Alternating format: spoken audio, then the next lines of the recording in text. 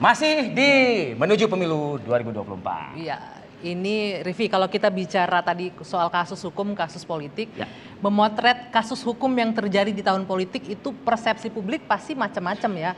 Ada yang mungkin beranggapan, ya ini murni lah kasus hukum, nggak usah jadiin politik alasan untuk menghambat atau menghalangi proses hukum. Tapi kalau politisi kira-kira seperti apa? Dan pengamat politik yang lebih penting nih, karena kayaknya lebih tahu. Bukan so tahu ya, saya bilangnya lebih tahu nih mengamati dari luar. Bung Hensat, yuk dengar kita pengen suaranya dengar Bung Hensat nih kayaknya. Terkait fenomena yang terjadi dalam 1 tahun terakhir ini. Ini selang 5 bulan aja nih ya. Dari bulan Mei Joni Plate jadi tersangka, kemudian ini menteri yang juga masih aktif, menterinya Nasdem juga tersangkut kasus dugaan korupsi.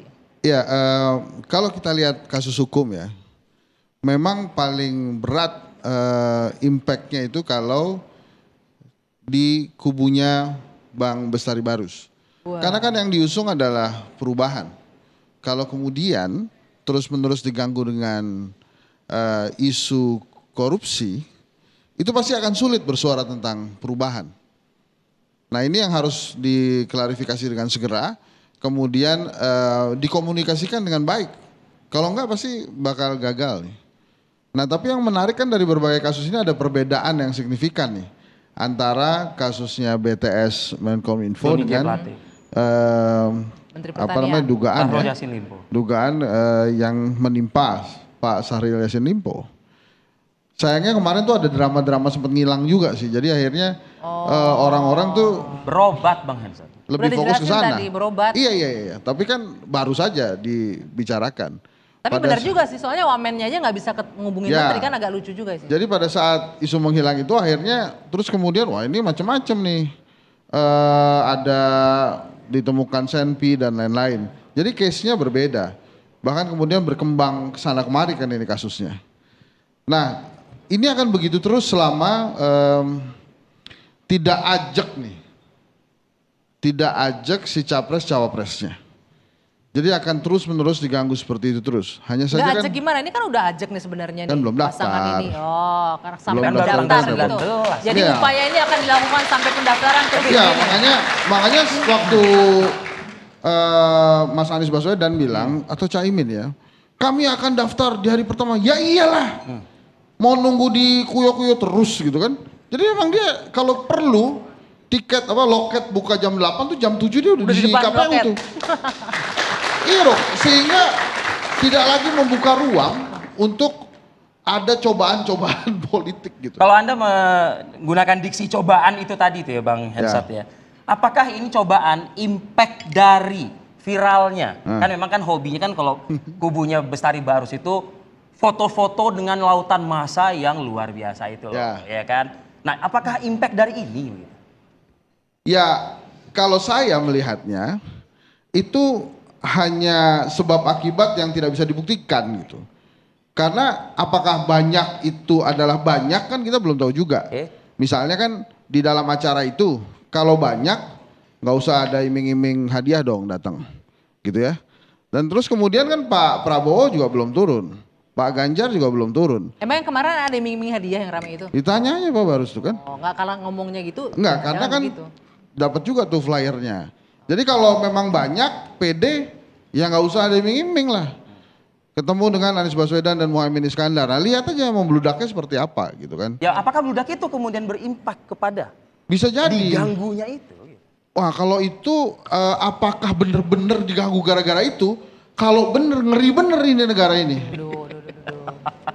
Gimana Bang Bestari? Benar gara-gara itu? Rasanya gimana? Susah bicara. Jadi begini. Ada air putih nggak? Memang gini ya, kalau saya boleh kasih 1 menit untuk kronologi. Partai Nasdem itu mencalonkan Pak Anies itu jauh hari. Dan dikatakan pada waktu itu nggak waras, Bung Hensat. Ngapain lo partai nggak cukup aja nyalon-nyalon, kan gitu tuh. Meningkat kemudian kita calonkan 3 nama, ada Anies Baswedan, ada Ganjar Pranowo, dan ada Andika Perkasa. Dimarahin sama Bang Deddy, kader kita kok dicalon-calonin. Sendirian pula. Tambah kemudian masuk Demokrat, kemudian menjadi setengah waras kata orang. Masyarakat mendesak dan kita terus berjalan. Ini desakan masyarakat aja, kemudian terjadilah dapat PKS, waras, bisalah ini gitu. Kan tanggal 3 nama, kemudian diputuskan 1 nama, dideklarasikan. Komitmennya kenapa dideklarasikan cepat? Adalah supaya bisa memperkenalkan dengan cepat Pak Anies Baswedan kepada masyarakat di seluruh Indonesia. Itu komitmennya. Bukan selamat dari kasus hukum yang waktu itu lagi deket-deket juga ya? Kita tidak mencampur adukkan politik dengan hukum. Biarlah hukum berjalan sesuai dengan relnya, politik tetap juga harus berjalan pada relnya. Karena keniscayaan 5 tahun sekali, kita harus ada pergantian kepemimpinan di negeri ini. Faktanya saat ini 2 menteri Nasdem. Makanya jangan dicampur adukan itu dengan hukum dengan politik. Oke, boleh relnya berbeda sebentar, biar masuk kepada kenapa harus rame. Tahan dulu di situ sebentar. Ini ada nih, Bung Ferry, boleh nggak kita bisa nggak sih berharap seperti yang Bang Bestari bilang, jangan campur aduk masalah hukum dengan politik apalagi di tahun politik seperti ini. Ya, ada studinya mengenai itu, namanya studi politik hukum ya. Yang dipelajari itu apakah politik lebih besar mengintervensi hukum atau hukumnya lebih besar mengintervensi politik. Kalau hukum lebih besar mengintervensi politik akan timbul ketertiban. Tapi kalau politik dibiarkan mengintervensi hukum timbul kekacauan. Dalam kasus yang heboh akhir-akhir ini belum ada yang betul-betul serius bicara aspek hukumnya, apakah dalam kasus ini betul-betul telah terjadi tindak pidana korupsi atau tidak. Tapi ribut dalam hal-hal yang lain. Bahkan ada ruang-ruang baru yang dibicarakan. Tiba-tiba muncul kasus suap Ketua KPK, lalu kemudian ada keterlibatan advokat dalam isu-isu tertentu. Nah, ini memberikan warna-warna yang terlalu beragam. Kalau kita bicara bahwa dalam konteks kasus ini menjelang 2024 tidak ada ruang politiknya, kita sedang berbohong itu. Ya. Bagaimanapun nuansa itu kental sekali terasa. Semua orang bisa merasakannya. Kalau mau dibandingkan, kenapa yang dikejar hanya partai Bang Barus misal? Kenapa bukan partai yang lain gitu? Kenapa yang sudah diburu bertahun-tahun tidak ketemu misalnya? Nah, ini kan bisa menunjukkan aspek bahwa dalam ruang-ruang tertentu politik itu akan berupaya menggunakan hukum untuk memenangkan berbagai pertarungan. Oke, kita tanya sama dosen ilmu politik, Prof. Husnul, bisa nggak kita berharap bahwa penegakan hukum ya ansih penegakan hukum tanpa ada intervensi politik di dalamnya? Nggak bisa, terutama tinggal beberapa bulan kita insya Allah menuju pemilu 2024, insya Allah ya. Jadi nggak bisa, karena begini, rezim yang berkuasa itu akan menggunakan kekuasaan, pendekatan kekuasaan, akan menggunakan pasal-pasal. Apakah kemudian kasus ini bisa menghambat laju dari pasangan Amin misalnya? Jadi itu pasti akan, tapi prinsip kita itu adalah korupsi harus diberantas. Tapi bagi penegak hukum mestinya jangan kemudian memilih mana yang ditebang. Tebang pilih artinya, nggak adil. Nah, kalau kita lihat sebetulnya kalau kita bicara KPK, KPK berada di eksekutif atau yudikatif? Sekarang masuk di rumpun kekuasaan eksekutif. Artinya KPK menjadi alat dari rezim yang berkuasa untuk menggunakannya. Anda melihatnya KPK saat ini jadi alat seperti itu? Loh, undang-undangnya begitu.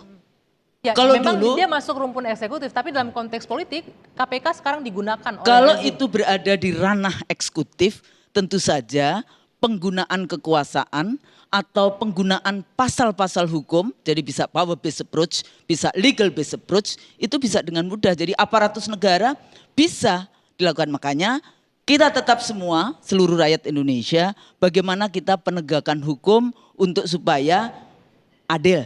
Untuk supaya tidak tebang pilih di dalam konteks itu. Makanya ini mesti yang harus difikirkan bagaimana KPK dikembalikan lagi kepada fungsi dari rumah yudikatif. bukan rumah eksekutif. Oke, Bang Deddy perlu menanggapi saya rasa Bang Deddy karena sudah disinggung soal rezim.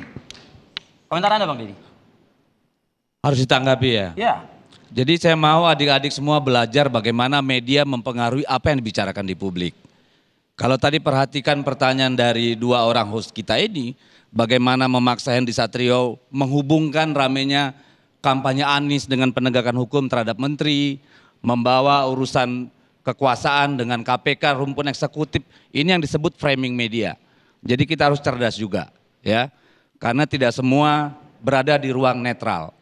Ini kan tergantung apa yang menjadi. Dalam hal ini pertanyaan bukan framing media. Kita bertanya tadi ke kalau Prof. pertanyaan Kusno. itu kan probing gitu ya.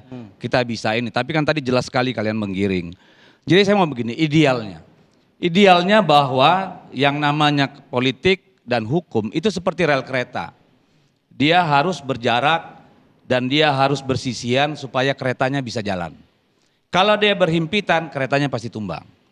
Logikanya seperti itu. Nah sekarang apakah itu di negara kita terjadi seperti itu? Kita tentu sebagai warga negara harus menyisakan ruang kepercayaan, ruang curiga, ruang keraguan. Kita tidak boleh percaya 100% pada kekuasaan, pada penyelenggara negara. Harus ada ruang keraguan. Tetapi untuk membuktikan apakah ruang keraguan kita itu lebih besar daripada ruang kepercayaan kita, perlu validasi.